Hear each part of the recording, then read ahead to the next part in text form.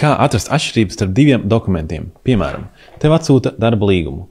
Pēc 2 dienām tev atsūta darba līguma uzlaboto, jeb izmainīto versiju. Kā tieši pateikt, kas tika pielikts klāt, kas tika noņemts un kas tika pārveidots? Protams, izlasot jauno līgumu, tu nevari parakstīt neko, ko neesi izlasījis. Bet, ja līgums ir daudzpusīgs un tur ir daudz nianses, tad ir noderīgi izmantot rīku, kurš tev salīdzinās tekstus un atradīs tieši precīzas izmaiņas. Te ir līguma paraugs, ko es uztaisīju ar ChatGPT. Mēs redzam, ka tas ir starp darba devēja firmā BC un Jāni Bērziņu. Tas ir saglabāts kā līgums 1.docx fails, un tagad es to pamainīšu. Es pamainīšu, lai mēneša alga būtu no 1800 uz 1500.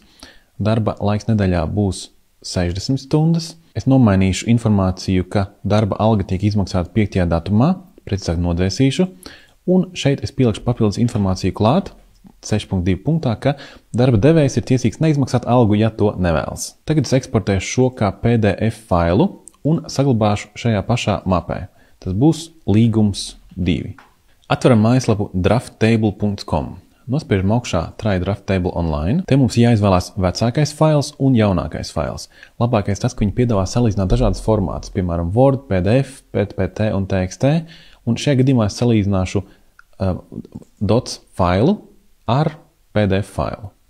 Spiežam Compare, un mēs momentā redzam visas 4 izmaiņas, kas notika. Pirmais ir par algu, uzspiežam šeit virsū un redzam, ka runa iet par to, ka no 1800 palika uz 1500, tātad cipars no 8 palika uz 5. Mēs redzam, ka šī zona tika izdzēsta laukā. Mēs redzam, ka darba stundu nedēļā skaits palika no 40 uz 60, un redzam, ka šis tika ievietots papildus. Protams, visi jāizlasa, robotiem ticēt nevar, bet šis ir kā papildus drošības līmenis, ko tu var izdarīt, tad, kad esi pārlasījis dokumentu.